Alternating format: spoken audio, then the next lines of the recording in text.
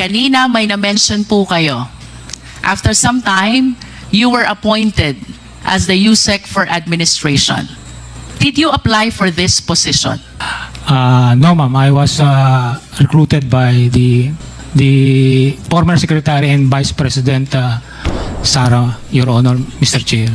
And having confirmed that, tama po bang isipin, you are the one in charge also of the confidential funds of the Department of Education? Yes, Your Honor. I have Thank the you. utilization Let us move confidence. forward, General Memphine. Ito pong fiscal year 2023, this is your time. 0% po ang accomplishment ng DepEd Computerization Program. Mayroon po kayong na-procure 44,638 ICT packages and DepEd. Ngunit ayon sa annual audit report ng COA, ang na-deliver nyo lang is 16,580. This is not even one half of what is supposed to be delivered. Ang dami nyo naman palang nabili. Or, if I may rephrase the question, nasan po yung nawawalang ICT packages? Your Honor, Mr. Chair, General 13 was Memphine, processed in 20... If I may interrupt, let's simplify the question. Nasan po yung iba? Ma'am, because... Simple lang po ang question, General Memphine. Nasaan yung 44,000 minus 16,000 na ICT packages? Can you please explain this? Sobrang nakakagulat na balita. Grabe, Congresswoman Attorney Gervilla Luistro, ginisa si General Memphine, bistadong nasa likod ni VP Sara mga sundalo. Ayon sa nakalap natin impormasyon, sobrang galing magtanong ni Luistro kay General Memphine. Walang sigawan, walang insultuhan, pero mapapaamin ka sa pagtatanong. Sobrang linis kasi ng mga binibitawan niya sa Kongreso mga katanungan. Malilinawagan tayo sa mga bagay-bagay, mauunawaan mo nangyayari sa Kongreso. Inusisa niya na kasi anomalya sa DepEd Confidential Fund, nasa likod ni VP Sara mga sundalo. Tara panoorin natin. I wish to make a recap of what you said, General Memphine. You mentioned collaboration with Muslim communities, information, awareness, and dissemination to all residents, meetings with other intelligence units, collaboration with business and other sectors, presence of patrols, and presence with all other professionals to make sure that no bombing incident will happen in Davao City. You confirm that? That's correct, Your Honor. And these Mr. are Chair. the reasons why you were able to achieve the level 10, the highest score for the peace and order situation in Davao City. You confirm?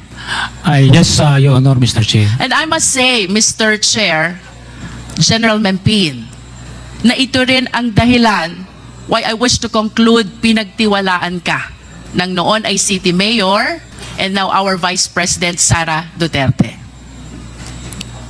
Yes, Your Honor. Level 10 score is something that I am sure you will be able to gain the trust and confidence of whoever is the local chief executive of the area to which you are assigned. You agree with me? Yes, Your Honor, Mr. Let's Chair. move forward, General Memphine. Kailan po kayo nag-retire sa AFP? I retired last January 28, 2023. Your January 28, 2023. And I understand you entered the Department of Education during the time of VP Sara Duterte. You confirm that? Honor. That's correct, Your Honor, Mr. Can you Chair. please enlighten us? Ano pong appointment ang nabigay sa inyo during your time in DepEd? First, ma'am, I was appointed as or recruited as consultant of Department of Education from April. Can you please expound? Consultant on what matter? I was a highly technical consultant because I came from the armed forces and our former secretary and vice president consider me as an asset in collaboration or engaging the security sector. And you believe, General Memphine, that it was your career in the AFP, which was considered by then Secretary of DepEd why you were hired as the highly technical consultant. That's correct, Your Honor. If you can still recall, General Memphine, ano po ba ang trabaho ng isang highly technical consultant as you were made to understand during that stint in the Department of Education? When you become a highly consultant, meaning the unit or the agency could not have it on its own personnel. That's why they could engage or hire the services of a consultant, ma'am. For the information of the Filipino people, General Mempin, please allow me to share the functions which were under your position as highly technical consultant. 1, provide high-level policy advice on topics agenda that are confidential in nature. 2, provide guidance, technical oversight, and expert advice to DepEd in the development of various programs in all levels of governance on safety and security.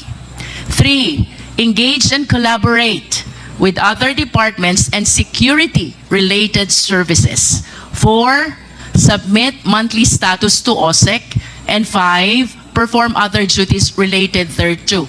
Would you agree with me, General Mempin, that as highly technical consultant, your mandate is to make sure that the need to promote and ensure safety and security is well addressed?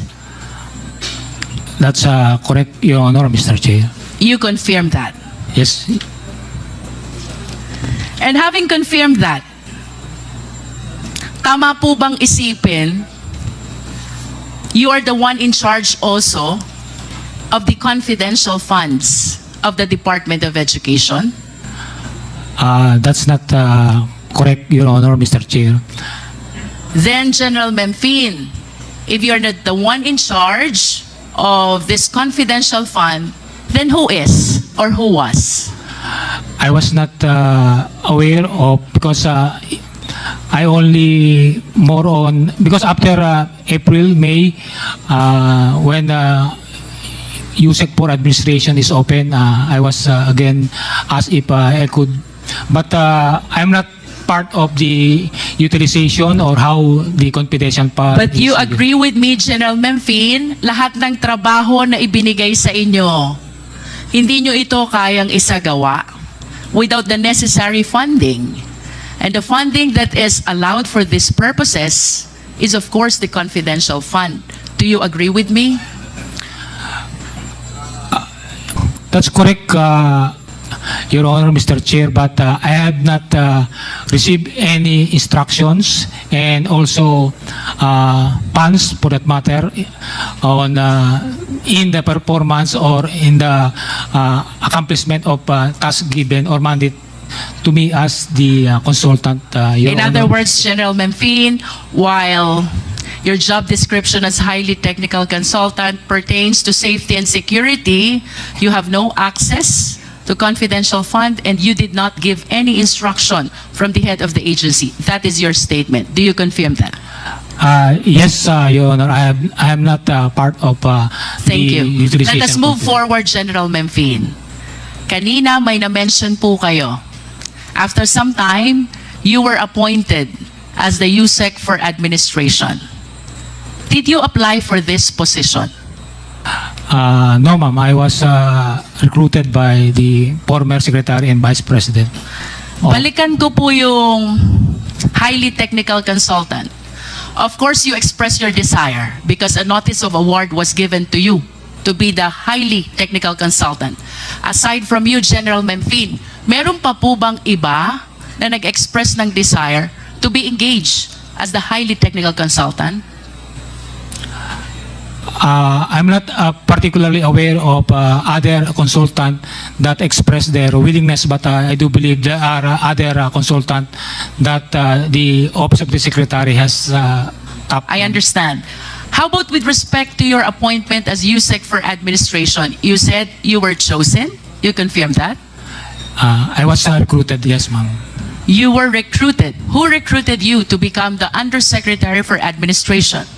The former Secretary and Vice President, Sara, Your Honor, Mr. Chair.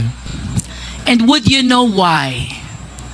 Bakit ikaw ang napusuan, nabigyan at pagkalooban nitong pagiging Undersecretary for Administration ng Department of Education? As to the the actual reason behind it, I was not aware, but I can surmise the trust and confidence that she has on me. That is maybe correct. the reason, ma'am. The trust and confidence that you were able to establish as head of Task Force Davao in 2017 and being the one in charge of the 10th Infantry Division in regions 11, 12, and 13 were very significant, not only in your engagement as highly technical consultant, but in your appointment as well as Undersecretary for Administration of DepEd. We agree on that, General Memphine. Yes, Your Honor, Mr. Chair. As a matter of fact, to illustrate how the former secretary trusted you, may I ask, are you aware of Department Order number 78, General Memphine? Yes, ma'am. What is Department Order number 78? It's about the procurement, ma'am. With all due respect, dito po sa Department number 78, ibinibigay po ang mandato na pamunuan ang Department Computerization Program sa Program Director. You confirm this? Yes, I stand corrected, ma'am. It's about. In other words, since 2010, General Memphine, ang Department Computerization Program ay pinamumunuan ng Program Director. Ito po ang nakasaad sa Department Order number 78. But because the former secretary trusted you so much on this position of being the Undersecretary for Administration, the DepEd issued DO number 16, series of 2023. Would you like to enlighten us kung ano po itong DO 16, series of 2023? Actually, it's the revision of the Department Order 78, ma'am, Series 2010. It's actually revising the compositions of those for the procurement. To be specific, General Memphine, with all due respect, ano ho ang pinaka-significant na naging pagbabago in terms of the DepEd Computerization Program from DO 78 to DO 16? It's not only the director who decides for the procurement of Department Computerization Program, ma'am. For the information of the committee, General Memphine, it is clear that from DO number 16, the management of the department's computerization program was transferred from the program director to the Undersecretary for Administration, and that is you, General Memphine. That is how the former secretary trusted you. A policy which has long been existing for 13 long years, 2010, was suddenly changed, transferring the management of DepEd Computerization Program from the program director to the office of the Undersecretary for Administration. Do you agree with me? Yes, ma'am. Ma'am, can I elaborate, Mr. Chair? Yes, please. Please continue. Actually, before the computerization program is because actually we notice some issues in the DCP procurement, particularly in terms of the members. So, because there's a huge amount of money involved in the DepEd computerization program, so it was agreed through the executive committee as a collegial body to elevate the authority of deciding the DepEd computerization program from program director to but basically the program director is actively involved in the decision making. I understand, General Mempi. Now let us go to the DepEd computerization program. Per fiscal year 2023, mayroon po kayong report.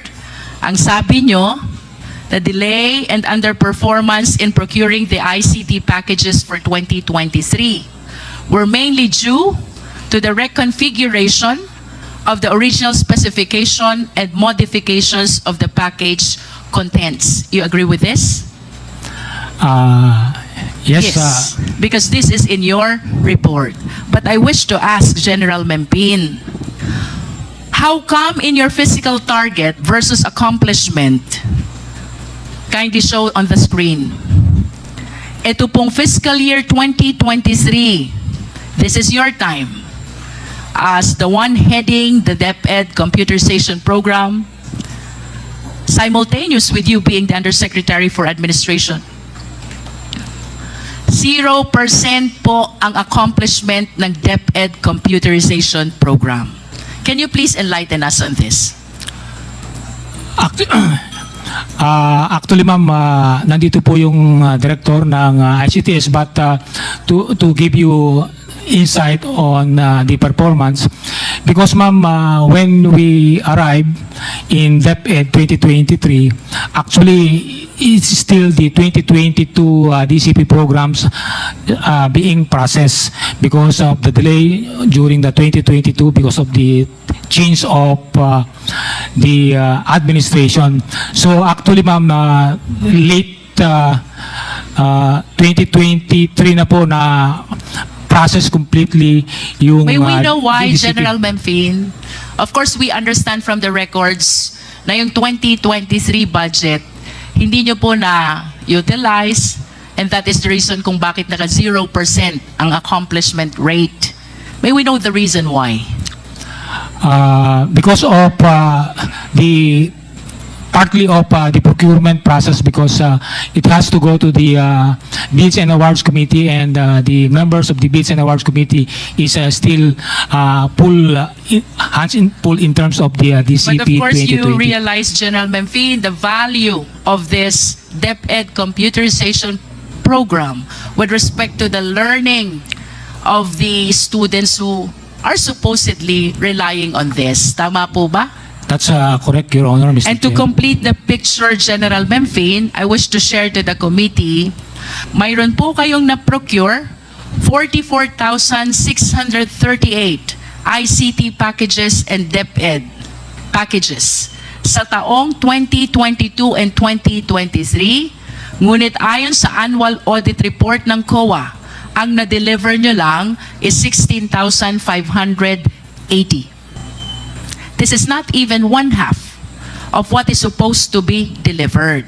So to make it clear, General Memphine, na kapag procure po kayo ng 44,638 ICT packages, but per report of COA, ang delivered pa lang is 16,580, equivalent to 37% of the supposed accomplishment. Can you please explain this? Ma'am, Your Honor, Mr. Chair, if I may request the Director of ICTS, because I was already out of DepEd since July, so I'm not aware of the updates in terms of deliveries with regards, so that maybe General we Memphine, could have with a all due good picture. respect, the procurement happened in 2023. Yes, ma'am. Ibig sabihin, nabili na po ito. 44,638 ICT packages. You were still with DepEd. Yes, You ma'am, but resigned only last July 2024. Tama Yes, po ma'am. ba?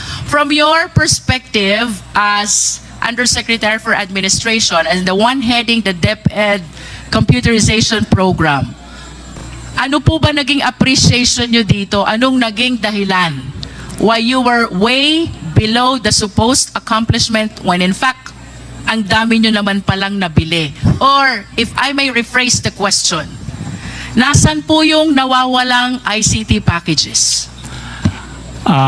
Your Honor, Mr. Chair, during the 2023, only the DCP 2022 was processed, procured, and only started delivering in late 2023.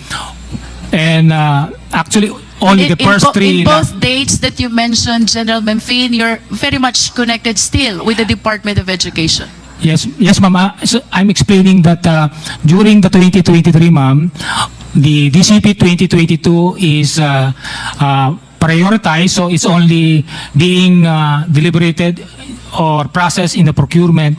And late of October, that's only there were only 3 lots of DCP which were successfully bidded out, and 13 was Menfin, processed in 20. If I may interrupt, let's simplify the question.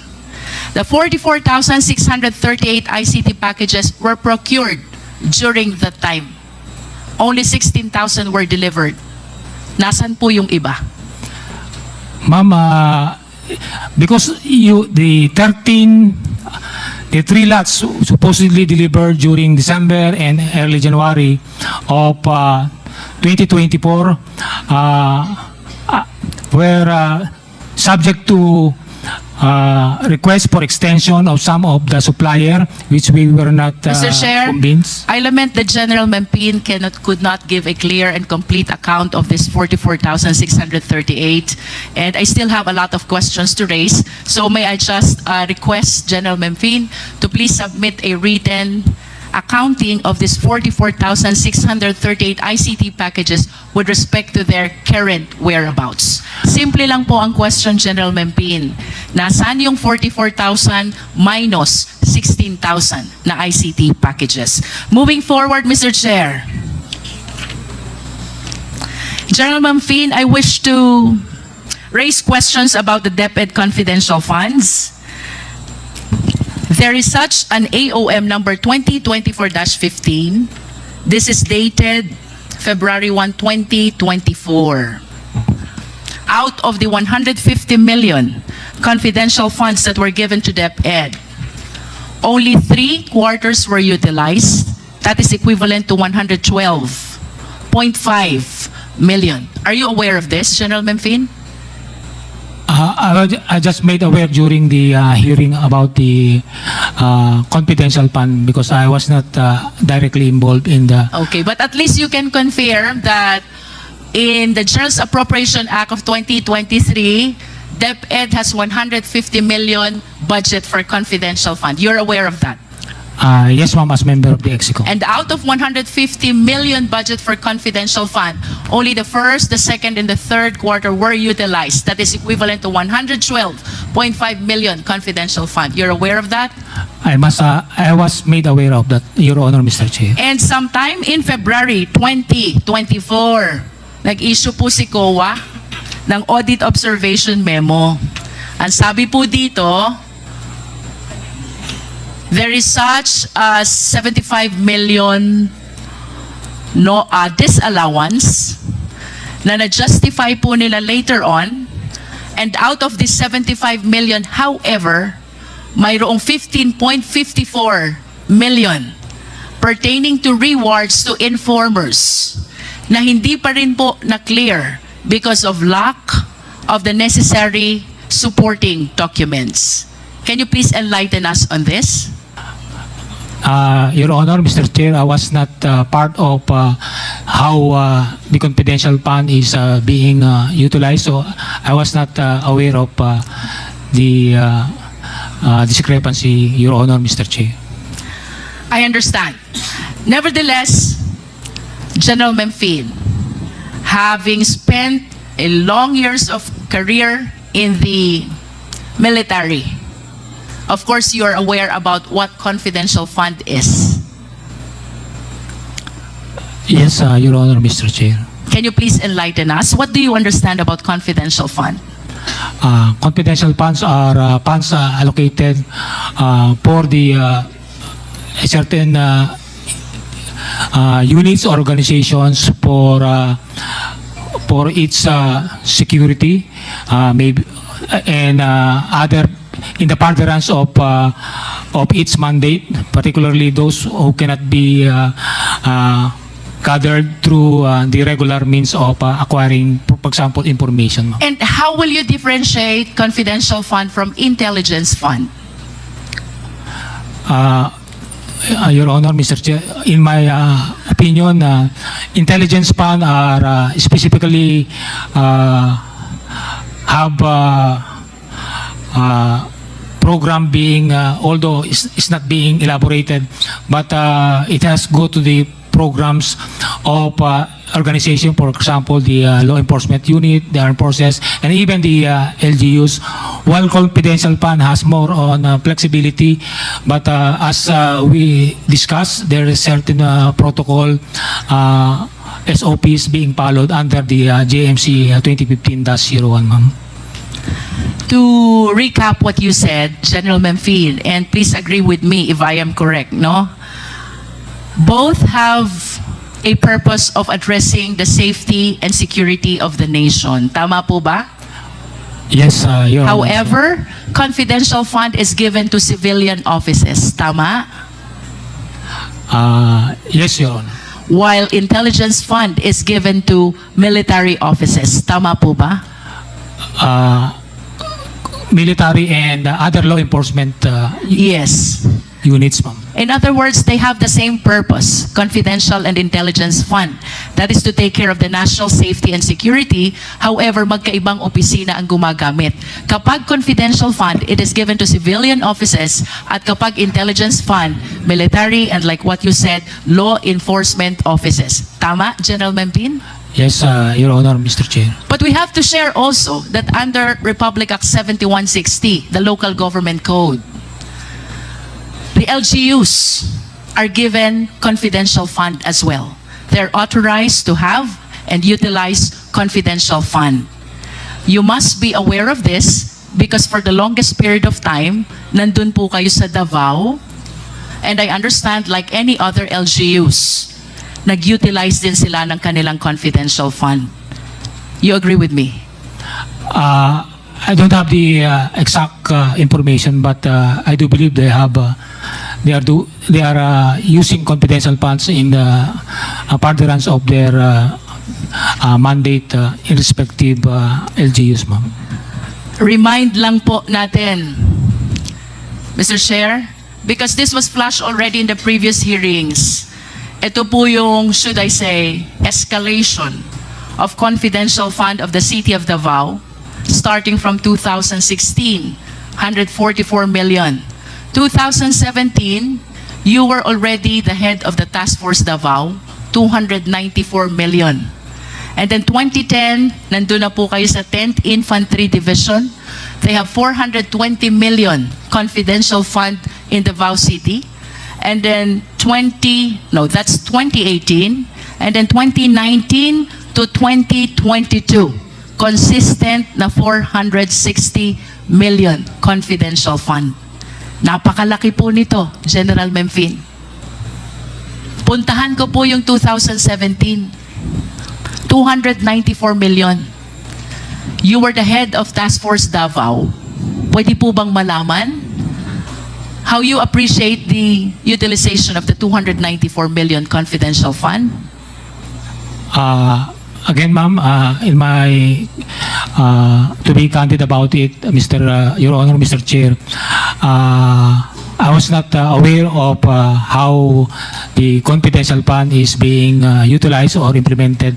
But I just wanted to report to the body that the LGU of Davao, even before and after my term, is being supported in terms of logistics, meaning our vehicles, the maintenance of vehicles are coming from the LGU, and if there are major activities like gathering, like Kadayawan, Araw ng Davao, all the security elements involved in the securing Davao City and its major events,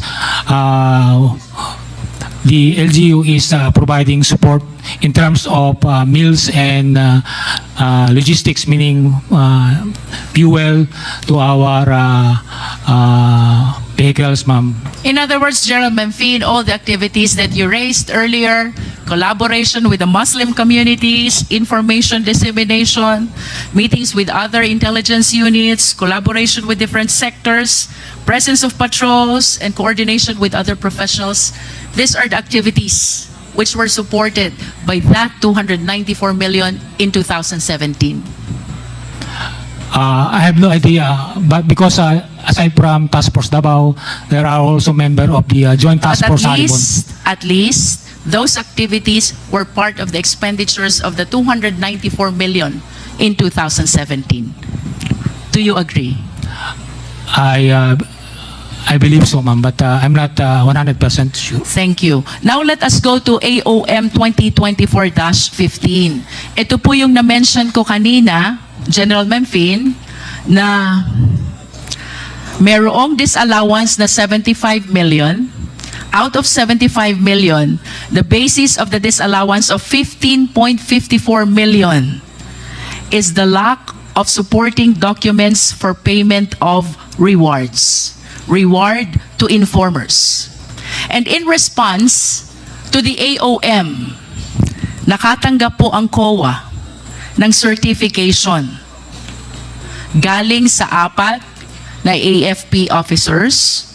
1 is Colonel Moransing, 2 is Lieutenant Colonel Sangdaan, 3 is Colonel Panopio, and 4 is Major General Bahaw. Mayroon pong pinapa-explain ang COA na 15 million. This is about payment of reward to informers, and then in response, nag-submit po ang DepEd ng 4 na certification. General Memphine, can you please enlighten us? What are these certifications all about?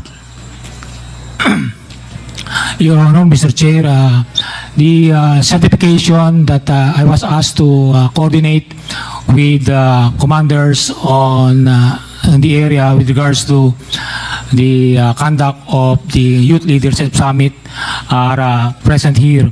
And I was just asked to get the feedback from these units of the Army in particular of how they conduct the Youth Leadership Summit in their respective area and how effective it in securing or ensuring that these student, out of school youth, and even indigenous peoples, youth of indigenous peoples are protected, no? Because that's one of the thrust of also of Department of Education, that our youth be able to be a productive citizens of our country. Thank you. Now let us go to Colonel Boransing. Colonel Boransing, there is a certification here signed by you, I suppose. This is dated January 1, 2024. You are certifying about the 8 activities for the Youth Leadership Summit with 531 participants, as well as information education campaign with 53 activities and 9,428 participants. Do you confirm this? Colonel Boransing, you are recognized. Thank you, Mr. Chair. I confirm that, Mr. Chair. I observe that the certification is addressed to whom it may concern. And then at the end of the body, it says, for the commander. Kanino ho ba talaga naka-address itong certification na ito, Colonel? If I may, Mr. Chair, I'd like to explain about the certification. Please continue, Yes, Colonel this, Boransing. our job, the 1st Infantry Division covers the whole of Zamboanga Peninsula and both Lanao provinces. Mr. Chair, with all due respect, Colonel, Yes, I was. I have a limited time, so kindly give a responsive answer to the questions that are being raised. Ang tanong ko po, Colonel, kanino ho ba naka-address itong certification? Sa taas po, to whom it may concern. Sa baba, for the commander. Yes, Mr. Chair, this was asked by the DepEd, and this is our standard format for May all. we know who in particular in DepEd asked for this certification? USEC Mempin. USEC Mempin. Yes, Mr. Chair. And that is the standard certification because of our multi-stakeholder activities on the ground. A lot of other agencies ask for certifications. Like, for instance, during the Youth Leadership Summits, we get a lot of lecturers from other agencies, and they ask certifications. So this is our standard certifications we issued to all agencies who ask for it. So- Colonel, you mentioned about the Youth Leadership Summit. Yes, Can you Mr. Chair. please name some of your resource speakers during these times? Yes, Mr. Chair. First of all, we have on criminality, we have resource persons from the Philippine National Police. Can you please name names? Yes, we usually have the chief of police of the municipality. Please be specific, Colonel. Okay, ma'am. So the ones that conducted the Youth Leadership Summit, ma'am, are line units, infantry battalions under us. So we Kindly have, give names, please. yes, the chief of police. For example, Mr. Chair, if I may, the Youth Leadership Summit, August 7 to 9 August 2023, conducted in Barangay Poblacion, Madaya, Maging Lanao del Sur. Mr. Chair, there are 8 Youth Leadership Summit, so at the very least, I'm expecting 8 names. Who were the resource speakers during that time? Yes, ma'am. If I may continue to read it, ma'am, it's in the report. Kindly limit the answer, Please Colonel, continue, to the Colonel. question. So we have the municipal mayor of Masio, Lanao del Sur. We have also, Do you have the date also? Can you please cite the date also? yes, ma'am. As I earlier said, Date of YLS and then the resource speaker. yes, ma'am. As I already said, this one is August 7 to 9, 2023. The venue was in Maging, Lanao del Sur. So we have Staff Sergeant Bacquiao, Lieutenant Colonel Miondas. We have Private De La Rosa, Lieutenant Colonel So how Siad. many resource speakers do you have for every Youth Leadership Summit? It depends on the commanders. For instance, in local terrorist groups where in Lanao, it can range anywhere from 5 to 10. Is that the first, the one dated August? That's your first YSL? YLS. YLS. For 2023, the first one was in May. It was in Zamboanga del Sur province. 2023, the first one was May. Yes. And then? Then we have the second one is 16 June 2023. This was in Lanao del Sur, the municipality of Bubong. And then the third? We have July 26 for the 44th Infantry Battalion in Cabasalan, Zamboanga, Sibugay Province, Mr. Chair. Then we fifth? have July 29 in the Digkilaan National High School, Iligan City. Sixth? Then on September 29, we have in Barangay Pugan, Concepcion, Misamis Occidental. Then December 12, we had in Barangay D1, Dipolog City, Zamboanga del Norte. And as I earlier mentioned, another one in Zamboanga del Sur, this time in Dumingag Municipality, ma'am. So those are 8 that were conducted in the various areas. Mr. Chair, with the manifestation of Colonel Buransing, I respectfully move that we issue subpoena duces tecum to the head of the schools. Are they schools? No, ma'am. Not all of them are schools. One is Digkalaan. So what are they if they are not schools? Like for instance, the first one last May was conducted in a barangay, in a sitio, ma'am. So Mr. Chair, I am moving for the issuance of subpoena duces tecum either to head of the school or barangay, which became the recipient of the Youth Leadership Summit Yes. conducted by Colonel Buransing. Yes, ma'am. Now let's go to There's a motion by Honorable Congressman Luistro to issue a subpoena duces tecum to the head of school or barangay, Second, Mr. Chair. subject to the YLS. Youth Leadership Summit conducted by Colonel Buransing. Is there any Second, Mr. Chair. Duly seconded by Honorable Flores. Is there any objection? Hearing none, the motion is carried. May we request as well, Mr. Chair, that the documents in the possession of Colonel Buransing, which I believe pertains to the Youth Leadership Summit, be submitted to the committee? Mr. Chair, according to the Freedom of Information act, since these are confidential, we can share it, but if we follow the act, the Philippine Army or the General Headquarters Armed Forces would like to ask a written request from the committee, which is according to the Freedom of Information Act. Then we will provide. COMSEC is requested to draft a letter. Thank you, Mr. As Chair. requested by Colonel Boransing. Please continue, Congressman Luistro. Mr. Chair, I wish to direct the next question to Lieutenant Sangdaan. Lieutenant, kindly occupy one of the seats. Have you taken your oath, Lieutenant? Yes, Mr. Chair. Thank you.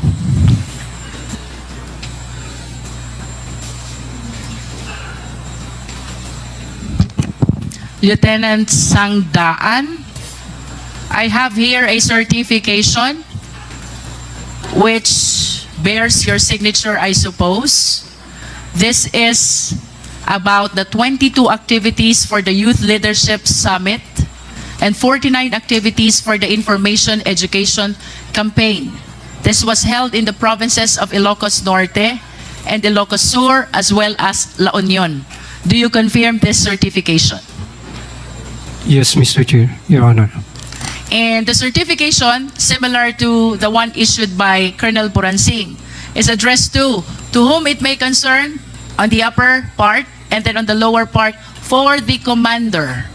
For the record, Lieutenant Colonel Sangdaan, kanino niyo Yes. po ba talaga ina-address itong certification? Lieutenant Yes, ma'am, to Sandaan. the DepEd, ma'am. And can you be particular? Sino po sa DepEd? Ma'am, can I just give the background, ma'am?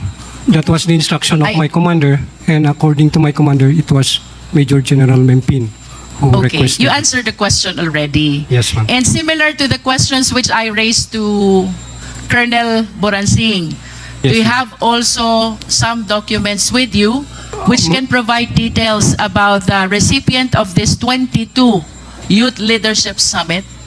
Ma'am, right now, ma'am, I don't have the documents because I'm no longer with the 5th Infantry Division, ma'am. I'm already reassigned to GHQ. But I assure you, ma'am, that You can there are produce. documents. in You can the 5th produce. Infantry. Yes, ma'am. Okay. May I just state for the record, Mr. Chair, that Lieutenant Colonel Sangdaan manifested his commitment to submit the document about the 22 activities for Youth Leadership Summit. Yes, ma'am. Just like what Colonel Boransing have said a while ago, ma'am. I think it's much better for the... Yes, we will. Yes, We will, ma'am. Lieutenant Colonel. Yes, What is The important, manifestation Lieutenant of Colonel? Colonel Sangdahan for the committee to write a letter. Yun po ba yung gusto ninyo?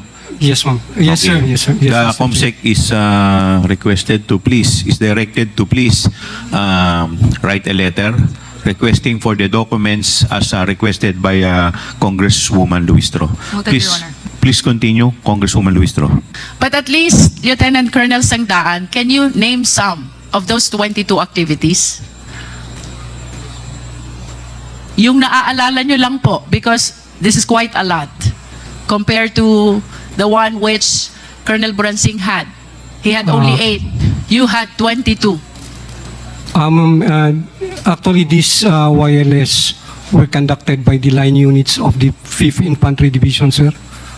Ma'am, just like the 501st Brigade, the 5th CMO Battalion, and other infantry battalions in the area, ma'am. As to the specific of which, ma'am, hindi ko na ma-remember, ma'am. You mentioned which infantry division conducted this? 5th Infantry Division. Saan po ba kayo kasama? Sa 5th po ba? 5th Infantry Division, ma'am, as a staff of the 5th Infantry Division, ma'am. As one of the staff of the 5th Yes. Infantry Division. But I suppose that since you were the one who certified, you're supposed to have a personal knowledge of what happened. We base it on our records, ma'am, on our tabulated records. Do you intend to tell us, Lieutenant Colonel, that you were not the one who actually conducted this Youth Leadership Summit? Yes, ma'am. The line units, ma'am, were the one who conducted. those activities. If it is not you, then who? The different battalions, ma'am. For example, ma'am, the 77th IB, the 5th CMO Battalion, the Bakit po kayo ang nag-issue ng certification? we have the tabulated data, ma'am. Yes, I understand. But for one to be able to issue a certification, dapat alam nyo. Dapat may knowledge kayo. Yes, ma'am. We As have, a matter of fact, this is an inquiry in aid of legislation. You were sworn in before we started the hearing, and this will elevate the status of being a sworn certification already. yes, ma'am. Bakit po kayo nag-issue ng certification kung wala kayong personal knowledge? Nag-certify kayo, may 22 Youth Leadership Summit, tapos hindi nyo po ito personally nalalaman. Is that what you wanted to say? We have personal knowledge, ma'am, because we have it in our data, ma'am. That the different line units. You are aware of the data only, Oh, sir, that are but different. not of the occurrence. Magkaiba po yun. Ganon din, ma'am, sa occurrence, ma'am. You are That aware of the occurrence as well. Yes, ma'am, that it was really conducted. Okay, balikan po ulit natin yung question ko. Name some of the Youth Leadership Summit that you conducted, if you are aware of the occurrence. Just like in San Mariano, Isabela, ma'am, we have conducted the YLS there, Barangay po iyan, municipal, ma'am. municipal. Ang recipient po natin, sino? Sino pong audience nyo doon? Sino pong participants? The youth from the municipality of San Mariano, there were participants from the students in San Mariano, and even out of school youth. Okay, any Yes, ma'am. other? Any other YLS that you can recall?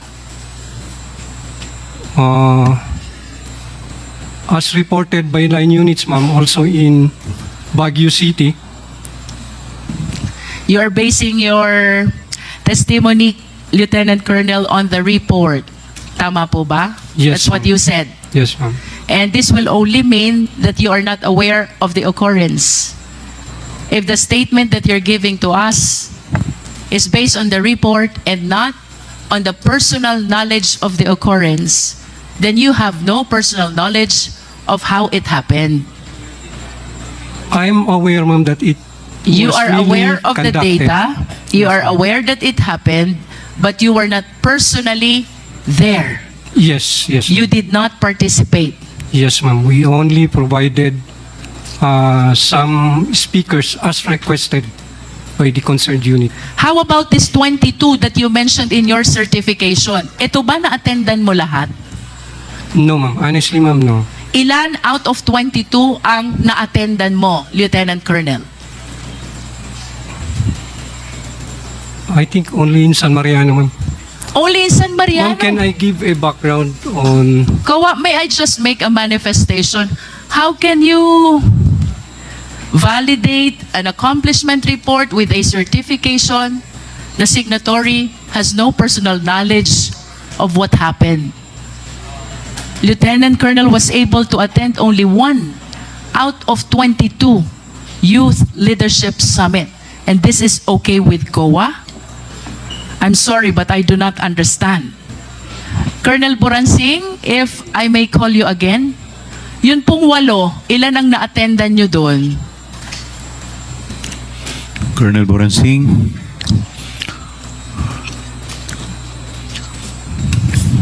Out of 8 Youth Leadership Summit, ilan po yung na-attendan nyo? Colonel Boransing, you are recognized. Yes, Mr. Chair. I was only able to attend one. So that means that you have no personal knowledge as well I have of all the 8 Youth Leadership Summit that happened. I have personal knowledge of this, ma'am. Mr. Chair, if I may explain lang po, the structure of my position is I'm the G7 of the Infantry Division. So the Infantry Division has 3 infantry brigades.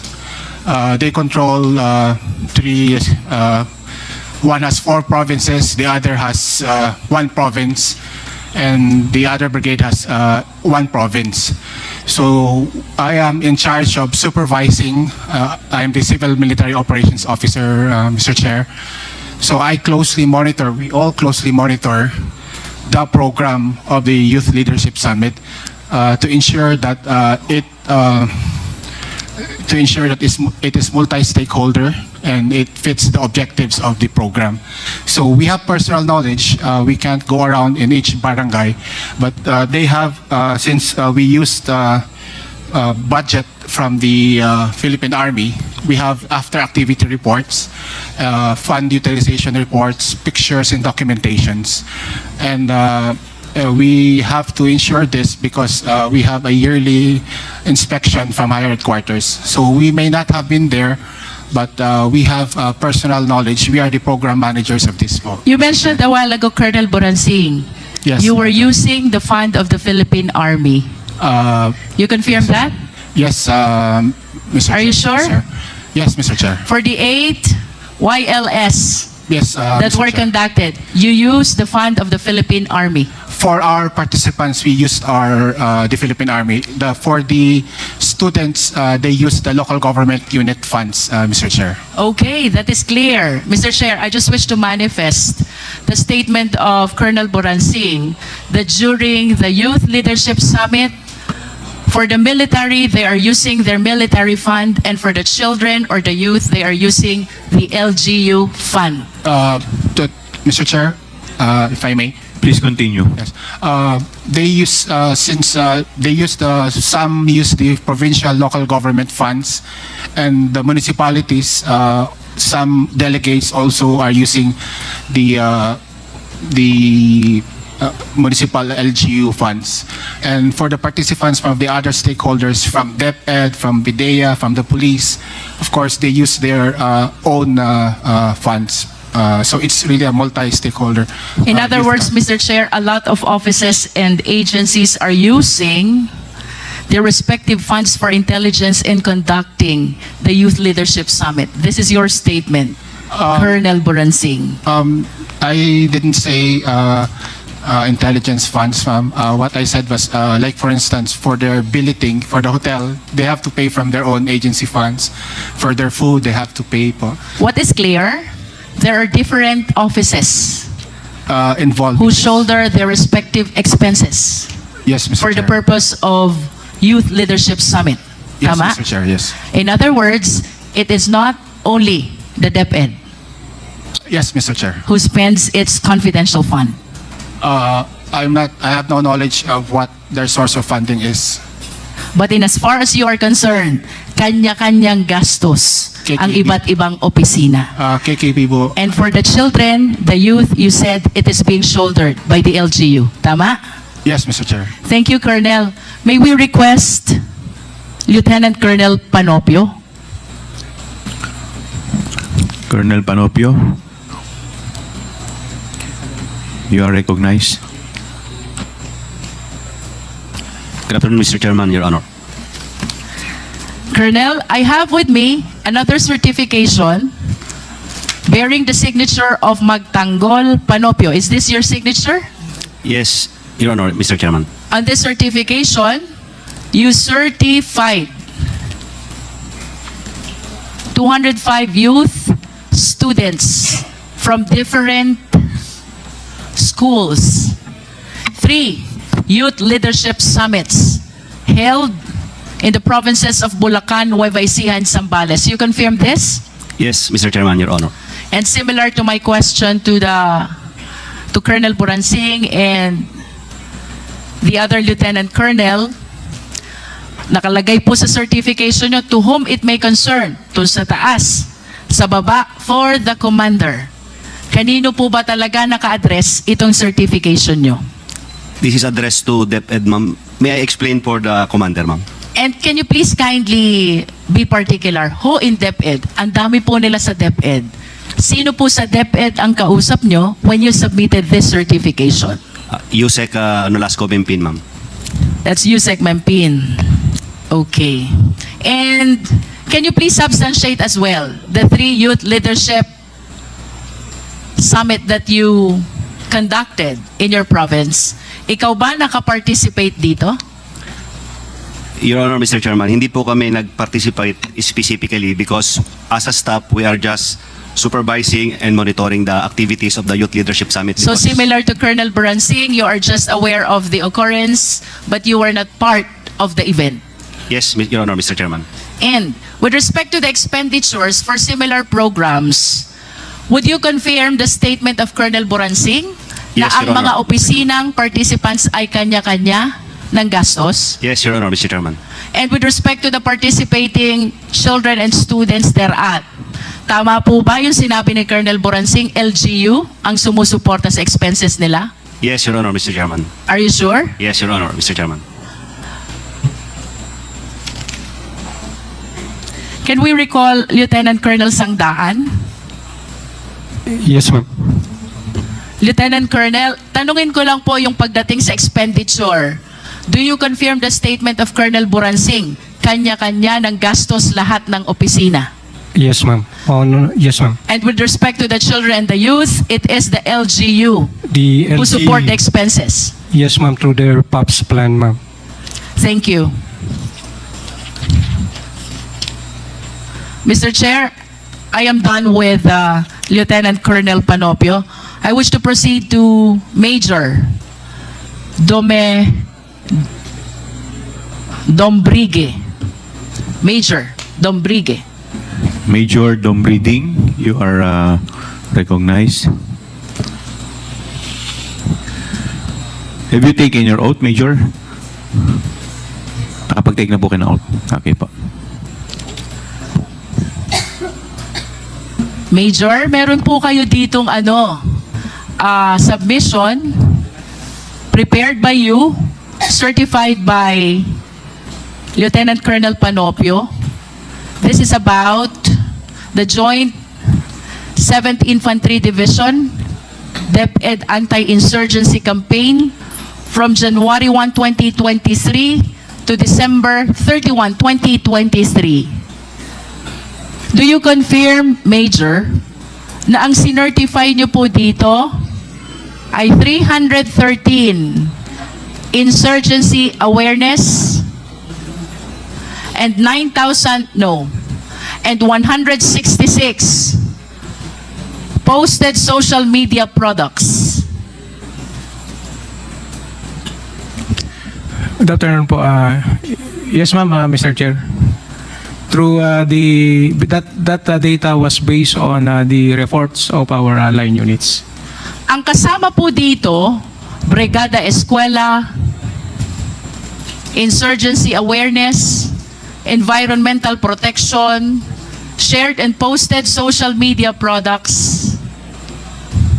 And then you also have number of health-related activities. Ang dami po nito, Major. Tanong, saan po nanggagaling yung pondong ginagamit nyo for all of this? Ma'am, most of that funds was under the POPs on the APB of our line units. Ano po yung POPs? Please enlighten us. Projects, activities, and programs po. And can you please tell us which agency is this? In particular, ma'am, is the Philippine Army in collaborations with our partner stakeholders on the ground. In other words, similar to the statement of the three prior officers, yung mga activities nyo, ang gumagastos is the Armed Forces of the Philippines. Tama po ba? Yes, ma'am, Your Honor. And as far as your counterpart is concerned, tama po? Opo, ma'am. At paano nyo po ba ginagawa itong anti-insurgency awareness? Ma'am, Your Honor, in partnership with the different schools and local government units, our line units is conducting intensified information awareness drives on security awareness, ma'am. How about the social media posts? Paano nyo po ba ginagawa to? Utilizing the social media platforms of our infantry divisions and our line units, ma'am, we cross-post social media products of the AFP units and to include, ma'am, the other agency social media products. Rough estimate lang po, Major. Sa tingin nyo po itong mga reported activities nyo na to, total of 9,712, the activities I mentioned earlier, If you're aware, mga magkano po ang nagastos na pondo ng AFP dito? But with that figure, the number of anti-insurgency flyers distributed, a very minimal expenses lang po dahil printed flyers lang po ito dun with the bond paper po. You're saying minimal. You're saying minimal. Minimal expense. You said that? Yes, ma'am. And it will no way reach 15 million. Tama? Hindi po, ma'am. Hindi. Hindi po. No way. No way, ma'am. Thank you. Mr. Chair, gusto ko pong balikan si General Mempin. General Mempin, you are I'm about to recognized. wrap up, Mr. Chair. Yes, Your Honor, Mr. Chair. General, kanina po sabi nyo, hindi nyo alam yung confidential fund. Yeah, You that's still correct. confirm that? That's correct, Your Honor, Mr. But Chair. I hope you understand that the certifications, which I confirm from the AFP officers, the 4 of them, pertains to the expenditure of 15 million taken from the confidential fund. And according to them, those certifications were required by you. Your Honor, Mr. Chair, actually I was asked by the officer of the Secretary to ask for certification coming from these units. But it is clear to them or even to me that no funds are involved, meaning no funds released to these units. What the Office of the Secretary is wanted to know is the product or the result of the collaboration of various stakeholders, including DepEd, with regards to our youth. So it is clear, ma'am, that DepEd has not released any single centavo to the conduct of wireless to the units mentioned, ma'am, Your Honor, and Mr. Chair. If you are saying, General Mempin, na walang nirelease na pondo ang DepEd dito po sa Youth Leadership Summits, saan po ginastos yung 15 million? That's, Your Honor, Mr. Chair, that was I was not aware of it because the task given to me is just to coordinate because to be candid about it, the commanders of Colonel Boransing, Colonel Panopio, and Lieutenant Colonel Sangdaan are my former colleagues or classmates in the Philippine Military Academy. Mr. Chair, I wish to ask the COA, Attorney Camora, tama ba ang understanding ko? Sa AOM, may disallowance na 75 million. Out of 75 million, you are asking for supporting documents of the 15 million which were paid as rewards to informers. Attorney Camora, you are recognized. Yes, Mr. Chair. And in response to that supporting documents, the DepEd submitted these certifications about the Youth Leadership Summit. Tama ba? Yes, Mr. Chair. In other words, these certifications submitted by the AFP officers are being used as justification for the 15 million utilization paid as reward to informers. Tama po ba? Yes, Mr. Chair. General Mempin, your statement is completely contradictory to the stand and position of COA. Your Honor, Mr. Chair, as I previously mentioned, the only task given to me is to coordinate to my colleagues in the active service of the Philippine Army to have a report on the conduct of Youth Leadership Summit. But as to the utilization or disbursement of 15 million payment to informers, I was not made aware of it, and I have no knowledge that this certification is for the payment of informers, Your Honor and Mr. Chair. General Mempin, I understand we also have Major General Bahaw. You have a letter here, General Bahaw. This is about the 9 Youth Leadership Summits.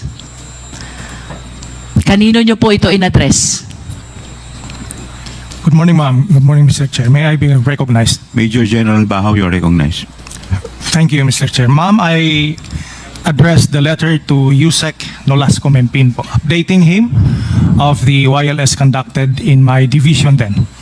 And similar to the questions that were propounded to the 3 other AFP officers, kapag ho ba nagwa-YLS kayo, sinong gumagastos? Ma'am, sari-sariling agency po na nagpa-participate dito ang gumagastos. Sa amin po, more on facilitation and the security, kami po ang gumagastos sa sarili naming mga tropa. And with respect to the children and the youth who are the participants, do you confirm what they said already? LGU ang gumagastos? Yes, ma'am. At kanina po sinabi din ni General Memphin, balikan ko si General Memphin, sabi niyo po, General, wala talagang gastos ang DepEd dito? To You be stated clear, that kanina. because as I was asked if the confidential funds issues for the conduct of wireless, so it's clear that no funds is downloaded or given to the Philippine Army for the use of the conduct of wireless, but if confidential fund is given General, to informers that is of tantamount to saying na walang gastos ang DepEd sa inyo. When you said that they did not or DepEd did not download any fund to the military. Tama? That's correct, Your So, Honor. what you wanted to say, walang ginastos ang DepEd sa taga-military when it comes to the Youth Leadership Summit. Do you confirm that? That's I confirm that's correct, Your Honor, Mr. Chair. Mr. Chair, I am very much surprised, but let me wrap up and make this manifestation before I yield to the other members of the committee. While we believe that these certifications were submitted to justify the 15 million that were allegedly paid as reward to informers, now all the officers from the AFP, that includes General Memphin, the USEC for Administration, are stating that the DepEd did not utilize any of its confidential fund in support of the Youth Leadership Summit. These statements, Mr. Chair, are completely contradictory to what DepEd has made the COA believe in the submission of all these certifications. Mr. Chair, to proceed, let us all be reminded, ito pong confidential fund na ito, pera ng taong bayan. We all of us are accountable to the Filipino citizens. Public office is a public trust. We should be accountable to the people at all times. And I do not understand why these people who are supposed to explain the 15 million is totally unaware of the same, because they are saying that they never use the DepEd fund and what they use is the fund of the AFP. While we understand, Mr. Chair, that confidential fund by its nature is not encouraged to be scrutinized, there is nothing under the law that prohibits the same as well. There are important observations, Mr. Chair. Number 1, among all civilian agencies, DepEd is one of the very few with confidential fund. 2, DepEd had this confidential fund only in 2023 and never in prior time. 3, I hope we can show also that while the DND, which has a mandate to address the national security, has 37 million confidential fund only, the Department of National Defense has 37 million. The DepEd, which mandate does not include national security, has 150 million confidential fund. Mr. Chair, to continue, while the police, the AFP officers already denied this YLS, having been supported by DepEd, 15.54 million po ang amount that the DepEd is trying to justify in making use of the certifications that were submitted by the AFP. Number 5, Mr. Chair, prior to 2016, Pag ang pinag-usapan po natin ay Youth Leadership Summit, it is the AFP who leads and they just coordinate with DepEd. But on the report that was given by COA, it seems to appear that the one leading the Youth Leadership Summit is the DepEd in coordination with AFP. Paligtad po ito. Number 6, Mr. Chair, I do not want to preempt any conclusion. However, Mr. Chair, General Mempin spent 2017 to 2023 of his AFP career in Davao City and Davao region. During this time, the former president is the president and our vice president is the mayor. During those time, Mr. Chair, Davao City, while it is authorized to have and to utilize confidential fund, I believe has one of the highest confidential fund among the LGUs in the entire country. I hope the Secretariat can produce the data. I wish to ask Mr. Chair, ito bang lahat ng ito ay coincidences? Given this observation, let us all be reminded that the leeway that is being given to confidential fund is to be able to address a very important concern, and that is national security of the country. No more, no less. The procurement and the liquidation were made liberal in recognition of the significance of the purpose of the confidential fund. However, Mr. Chair, if there are glaring indications of irregularity already, as those that we have mentioned, plus the admission of the AFP, is it not that COA should address its mandate of making sure that all receipts and all expenditures are duly accounted for the Filipino people? Question number 1, since when has irregularity in confidential fund been happening? 2, what has COA done so far with respect to its accounting rules in order to address the irregularity? And 3, will COA simply brush aside these irregularities, especially with the admission of the AFP that they were the one who spent for the 15 million Youth Leadership Summit and not the Department of Education? Let us remember, regardless of which office in the government we belong, public trust always carries accountability. To tone down the mood of our investigation at para mas maintindihan po ako ng mga tao, mayroon hong prominent na line sa pelikulang Star Wars. Ang sabi, comes with great power is great responsibility. If you translate this to constitutional language, let us all be reminded, public office is a public trust. The trust that is given to us by the people carries with it due accountability. Thank you, Mr. Chair. Thank you, Congresswoman Luistro. Ngayon, ikaw bilang Pilipino, ano ang masasabi mo at reaksyon sa balitang ito? Mag-iwan ka ng komento sa ibaba at atin pong babasahin isa-isa.